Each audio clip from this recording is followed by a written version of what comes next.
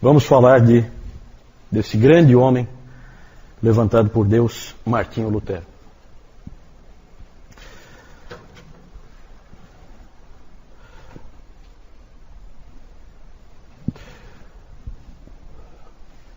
Lutero é uma figura que vale a pena conhecer, um indivíduo fantástico, cheio de altos e baixos. Já se escreveu um monte de livros sobre a psicologia de Lutero, né? Análises psicológicas sobre ele, como ele era, porque ele é um homem de altos e baixos.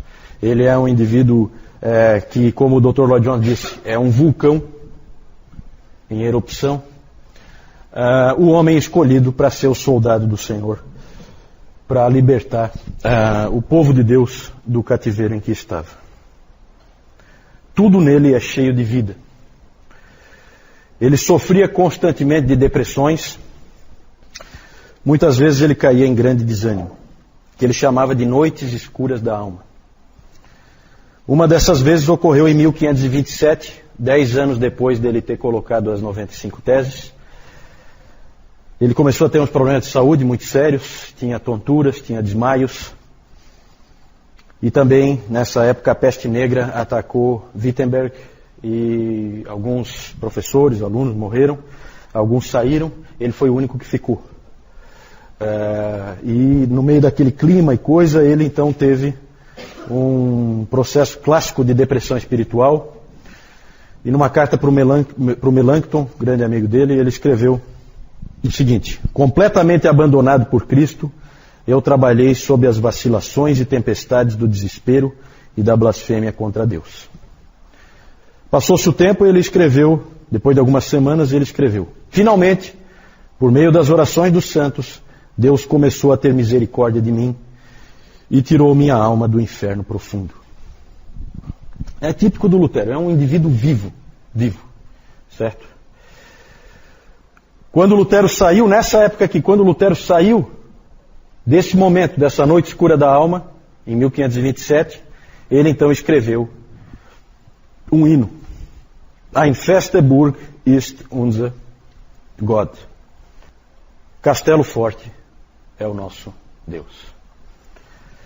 Certo?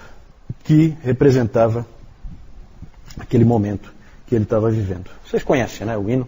Às vezes o Moisés e o Márcio colocam para nós aí: castelo forte é o nosso Deus, espada e bom escudo. Né? É assim que ele começa. É um hino de guerra, porque esse cara é um soldado. Pode ter certeza disso. Uma biografia recente do Lutero, o título é assim: Lutero, um homem entre Deus e o diabo. Isso aí realmente tem muita razão de ser. Esse castelo forte é nosso Deus, ele se inspirou no Salmo 46:1. Deus é o nosso refúgio e fortaleza, socorro bem presente nas tribulações. E o hino, vocês podem ver uma outra hora com calma, nós não temos tempo aqui. É um símbolo perfeito da vida desse grande homem. Ele tinha um grande inimigo. Já aparece no hino, né? Com fúria pertinaz, persegue Satanás, com artimanhas tais e astúcias tão cruéis, que iguais não há na terra. Esse é o grande inimigo dele, Satanás. Né? Por isso que ele é um homem entre Deus e o diabo. Quando ele foi convocado para comparecer diante do imperador, em Worms, ele já estava excomungado pelo Papa. Os amigos dele tentaram impedir ele de ir. E então ele respondeu para eles: eu vou até lá, mesmo que eu encontre tantos demônios quanto o número de telhas nas casas da cidade. E ele foi realmente. Porque eles temiam pela vida dele, né? Vocês sabem o que se fazia normalmente. Nós temos a história do Jan Hus, que nós vimos no domingo passado. Né? Não está tão longe. Então, em 1521, ele foi intimado a comparecer à dieta ou ao concílio de Worms. Worms, em alemão. É o nome da cidade. Ele tinha nessa época 38 anos, estava excomungado e ficou frente a frente com o imperador de 21 anos, Carlos V. Lá ele fez a sua famosa declaração: a menos que eu seja convencido pela evidência das Escrituras, ou por plena razão, já que eu não aceito a autoridade do Papa ou dos concílios sozinha, visto que está claro que eles frequentemente erraram e se contradisseram, a menos então que eu seja convencido pela evidência das Escrituras, estou preso pelas Escrituras que citei e a minha consciência está cativa à palavra de Deus. Eu não posso e não vou reconsiderar, porque não é seguro nem certo agir contra a consciência. Que Deus me ajude. Amém. Quando Lutero saiu dali, ele foi sequestrado em seguida. Felizmente sequestrado pelos homens do bem, que estavam do lado dele, certo? O que se crê é que havia, isso não tem uma comprovação bem clara, mas havia espiões que descobriram que havia uma outra emboscada para ele, dessa vez do imperador e do papa, para capturá-lo, para que ele fosse morto.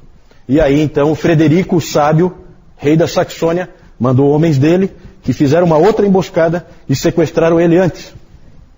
E aí levaram ele para o castelo de Wartburg. Nesse castelo ele ficou então protegido pelo rei da Saxônia, Frederico o Sábio. E nesse castelo de Wartburg ele ficou 10 meses. Lá ele fez a sua tradução, traduziu muito rápido. Ele traduziu o Novo Testamento para o alemão, certo? Traduziu para colocar na mão do povo. E ele já traduziu do grego, lá do Erasmo, né? Então as coisas vão se encaixando, né? Ele sabia, o Lutero sabia, o livro de Romanos inteiro, em grego, de cor. Certo? Então, na verdade, trata-se de um gênio, tá? A gente não tem como entrar em detalhes, mas é um indivíduo único na história. Naqueles 10 meses em Wartburg, ele estava traduzindo, então, o Novo Testamento, e ali ocorre a famosa ocasião em que ele jogou o tinteiro no diabo, né? Vocês viram, né, isso aí, né? Vocês foram lá na sala, né, onde ele fica. Meus pais estiveram lá. Tem lá o lugar em que eles dizem que foi onde ele jogou o tinteiro, né? No diabo, numa hora em que ele estava furioso. É claro que isso aí a gente não tem total certeza de que isso foi assim realmente, mas essa história é famosa. Tem até uma história que diz que foi o diabo que jogou nele primeiro e que ele só devolveu. Então, mas é um indivíduo que está sempre sendo atacado, claro, porque ele é o indivíduo escolhido por Deus para fazer a maior transformação que já aconteceu na história da igreja como um todo, tá? Como um todo. Ele também teve que travar debates teológicos intermináveis com inimigos humanos, certo? A própria dieta de Worms mostra isso. O efeito disso é que ele ficava cada vez mais firme nas doutrinas que ele cria. Porque ele era atacado, aí ele ia buscar mais evidências, ficava cada vez mais forte. Conforme esse espírito de Lutero, de absoluta subserviência, como nós vimos naquela frase dele, à palavra de Deus, e que ele tinha que ser convencido pelas Escrituras, isso aí rapidamente contagiou um monte de jovens dentro da igreja. Essas revoluções geralmente precisam de um contingente de jovens grande, e esses indivíduos começaram então a crer nisso, e ali então surgia o sola Escritura, somente as Escrituras, somente as Escrituras. Como Lutero deixou bem claro, vamos concordar com o pai da igreja, vamos concordar com um concílio? Com certeza, desde que esteja de acordo com a palavra. Senão, não. Senão eles estavam enganados, eles erraram, essa parte nós vamos jogar fora. E era exatamente essa a atitude de Lutero e dos reformadores. Já um homem velho, Lutero, relembrando toda a reforma, ele disse em um dos seus sermões: simplesmente ensinei, preguei, escrevi a palavra de Deus. Não fiz mais nada. Então, enquanto eu dormia, ou bebia cerveja de Wittenberg com o meu Filipe e o meu Amsdorff, a palavra enfraqueceu tão intensamente o papado que nenhum príncipe ou imperador jamais fez estrago assim. Não fiz nada. A palavra fez tudo. Então esse é o espírito. O Papa foi derrotado pela palavra, não pelo Lutero. E isso ele deixa muito claro, certo? Esse homem foi chamado a ser um guerreiro e ele assumiu o chamado de Deus. O mais impressionante da vida de Lutero é que ele morreu de morte natural. Né? Se tem um indivíduo na história que não tinha como morrer de morte natural, é esse aí. E, no entanto, ele morreu de morte natural. E ele não tinha medo de morrer, não, tá? Claro que o instrumento humano para que ele não morresse de morte matada, como se diz, foi o Frederico da Saxônia. Foi usado por Deus para protegê-lo militarmente. Coisa que o Savonarola não teve. Lembra que no domingo passado eu falei do Maquiavel. Profetas sem armas não prosperam. Certo? Isso o Maquiavel tinha percebido no Savonarola. Lutero tinha armas do lado dele. Medo de morrer ele não tinha, mas ele tinha uma grande preocupação com a sua família. Lutero ele disse algumas vezes que ele não queria casar, porque ele sempre colocava em risco a família dele, porque ele estava sempre, pairava sobre ele sempre a morte de um herege.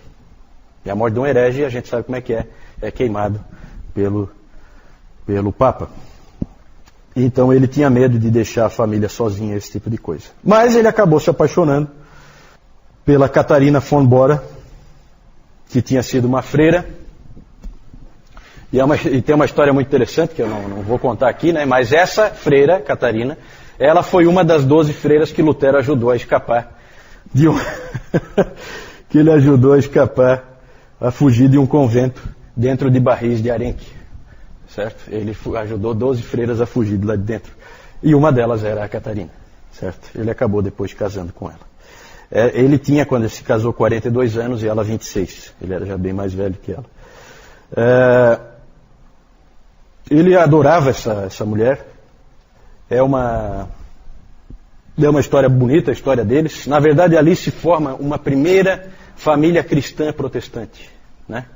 Cheia de amor uns pelos outros, mas também com muito realismo, muito pé no chão, né? Muito de pegar junto, todo mundo pegando junto, né?